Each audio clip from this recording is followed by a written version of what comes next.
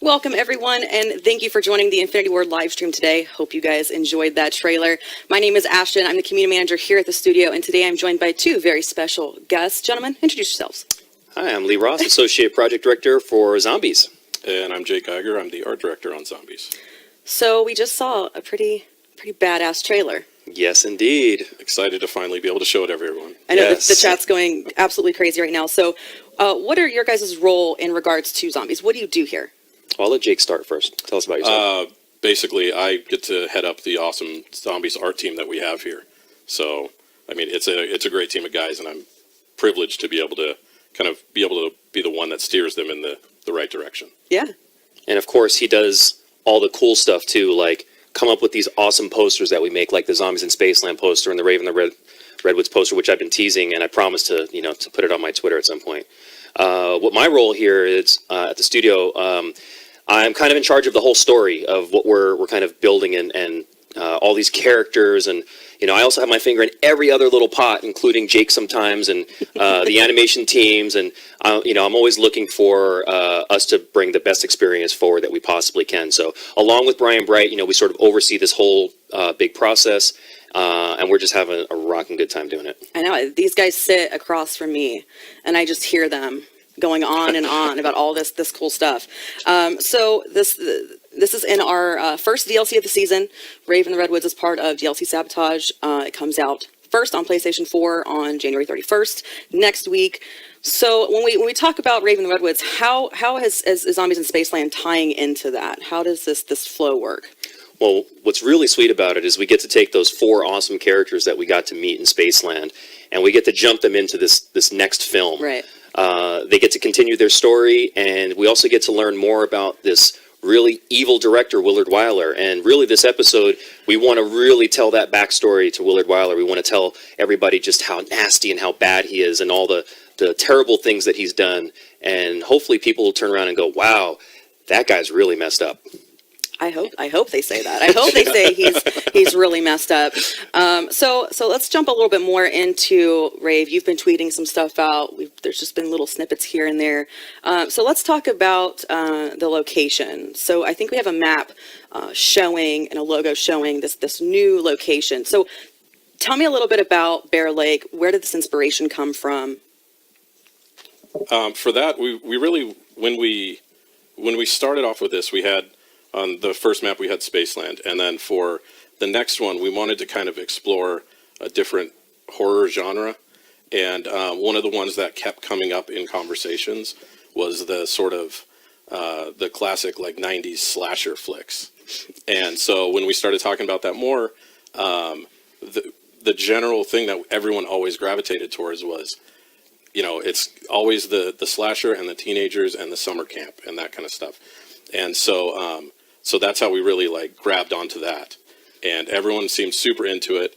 And from there, it was like I grew up in Big Bear in the mountains north of LA, and so for me growing up, that was like my childhood was going to summer camps and kind of being in that atmosphere and everything like that. So it was really fun to kind of find all the reference we needed and work with all the guys to figure out how to kind of make this map not an exact replica of someplace, but really to capture that feel. Yeah, that, to find the inspiration for it, right? When you go to summer camp and you kind of have that same feeling of like running around the map, that you feel like you're there. Well, speaking of, we actually do have the map. Yeah. Much like we had for Spaceland in the theme park, we do have a map. Oh, there it is. Right, there it is. And that is the layout, guys. I mean, what you're seeing there, that's what you're going to be running through. That's what you're going to be checking out. Yep. And there's stuff to pay attention to on that map. So when you see it in game, make sure you pay attention to that. Make sure you're checking out all those key locations.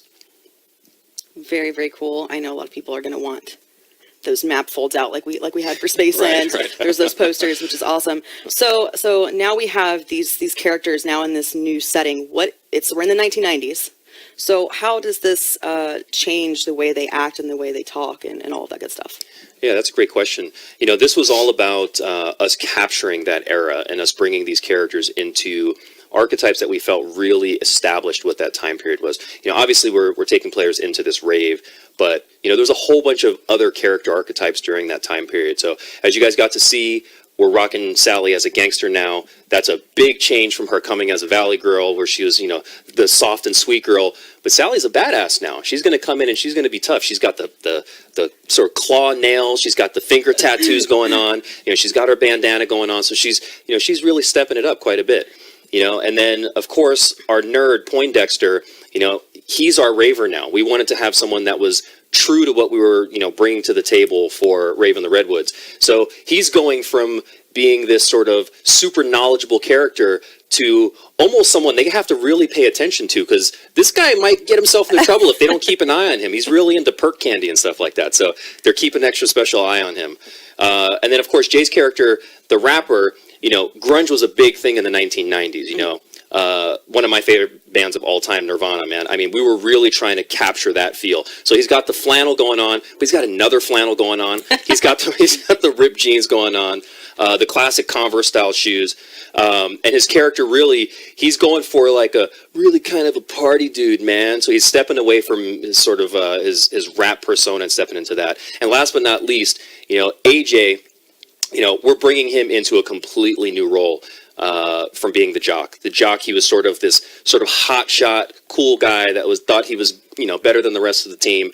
But now he's sort of a hip hop wannabe, almost like Vanilla Ice. Really, that's really was the inspiration to creating this character. Was this guy who was kind of street savvy, or thought he was street savvy, thinks he's really cool.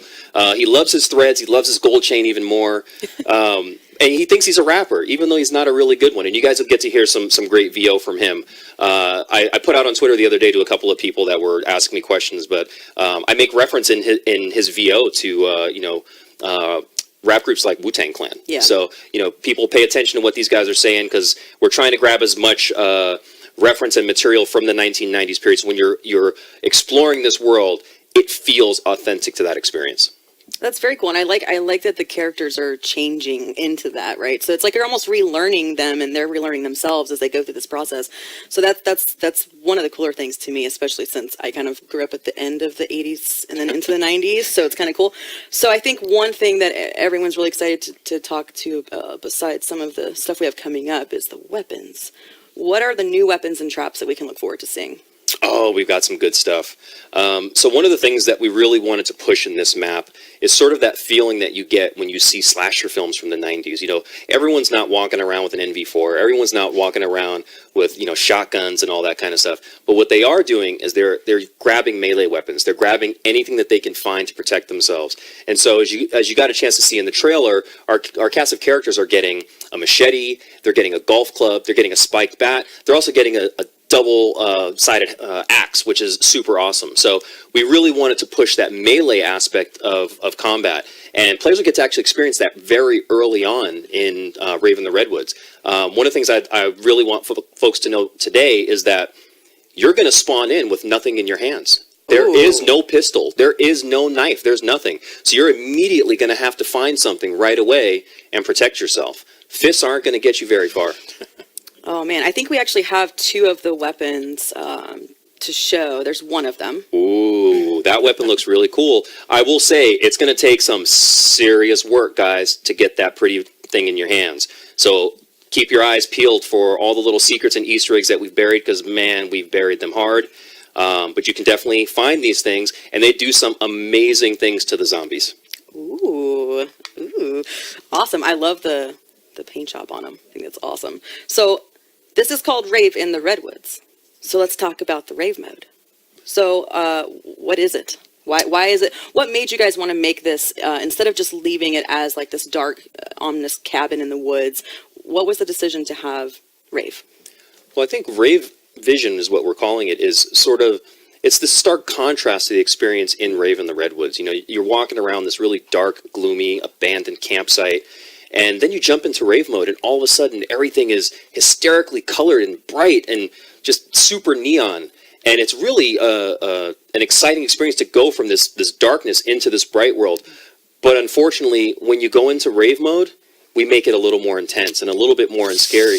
So that guy that we've talked about, the slasher, He's in Rave Mode, and every time you step into Rave Mode, that guy's going to be there waiting for you. He's going to be, coming out and giving you just a little bit of a hard time. You guys are getting a chance to see his concept here. One of the really cool things about the weapon he's carrying in his hand, and you actually get to see it in the trailer as well, he loves to grind that across his metal mask so that he can, create sparks and sort of really freak the player out. I mean, who really wants to rub a chainsaw against their face? The slasher. So I think we've got his Rave more concept. Ooh. So this is another version of the slasher that you'll get to see. And there he is all raved out. As you can tell, that guy's much bigger. Yeah. Much bigger. So there is a way to sort of transform the slasher into sort of a super version of himself. We're going to be seeing a lot on social media, I think, Oh, yeah, I think so. right after this. So one thing I think some people picked up on the trailer was the music. Can you give me a hint or a little taste of what we can expect? Yeah, so, we want to stay true to the theme of it being a rave. Now, this is unlike Spaceland, where there's a PA system everywhere and there's a DJ who's, cranking out tracks. But when you're in the rave area of the map, we want to have, tracks spinning up that make you feel like you're in a rave. So even as you begin to approach that area, you can start to see the lights, you can start to see the sound, all sort of the feel of that experience. And you might hear things like Alien Sex Fiend that'll be rocking out there, or Crystal Method. So there'll be stuff that takes us back to that 90s period. And I have to call him out, man. Brian Bright, this guy does the music selection for all the stuff that we do. Even though we all sort of chime in and give suggestions, this dude owns more music than anybody I know. Like vinyl albums, 8-tracks, CDs, forget it. I mean, it's absolutely ridiculous. He probably has 2 garages worth of music stored. He is really a music buff. So shout out to Brian for the excellent choices that he made in Spaceland. And I think you guys will not be let down. If you're into rave music, 90s rave music at all, Brian has hooked you guys up once again. Well, very cool. I think we've got one more piece of concept art, and this is a Sasquatch concept. What is this about?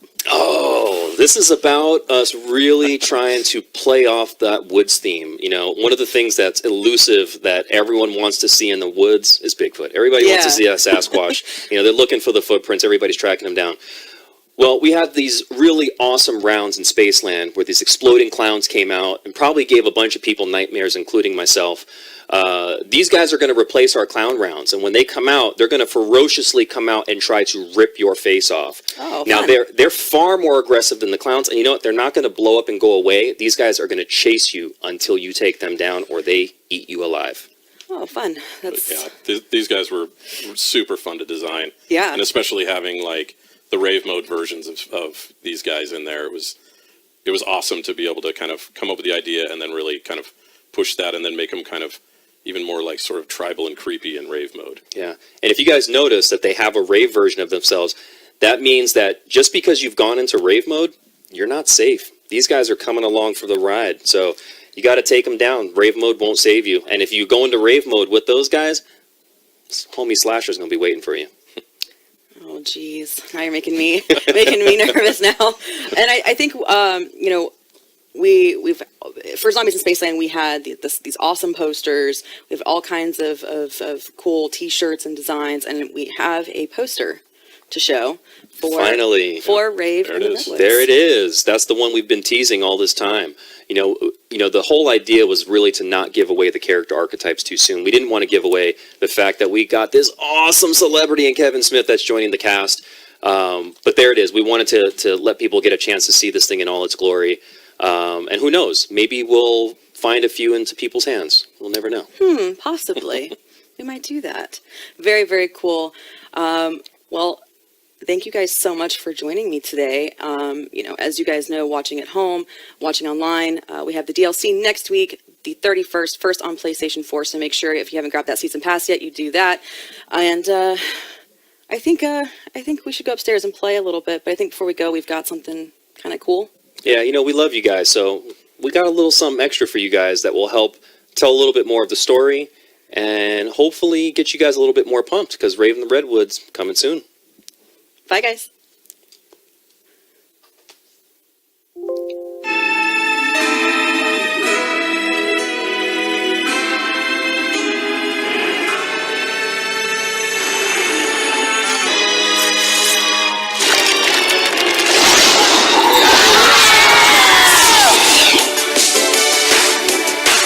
What's with the Letterman jacket?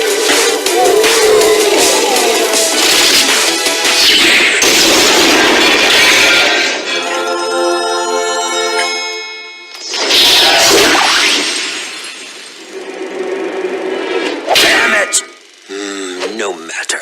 The Rave will surely end their silly little existences once and for all.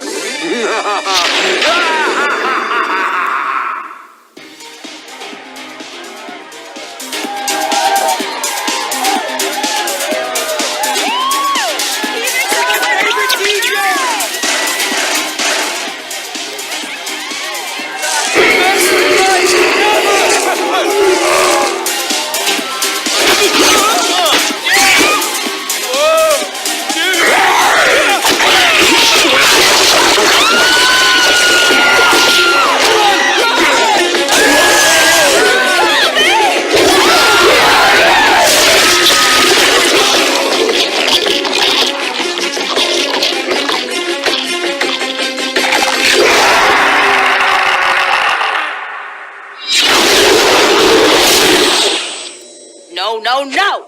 Where the hell are we now, Bathos? I think the other question is, when the hell are we? We're not in the 80s anymore, dude. Yo, how about who the hell are we? Grunge, really? Looks like I got your old gig, Andre. I don't know about you guys, but at least we aren't in that demented theme park anymore. Yo, shut up, hey! I heard something. Listen. Oh, shit, man. We got zombies again. You have got to be kidding me, man.